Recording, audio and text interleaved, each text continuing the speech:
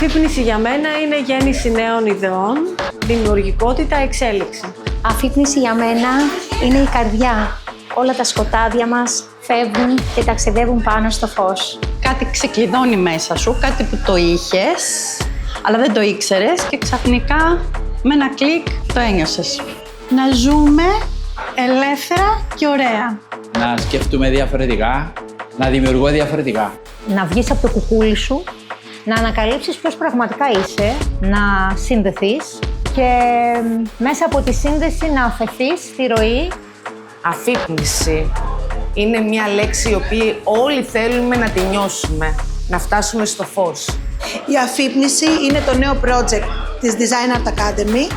Παιδιά που δούλεψαν με πάθος, αγάπη, συναισθήματα και αυτό ακριβώς θα βγάλουν και στη σκηνή.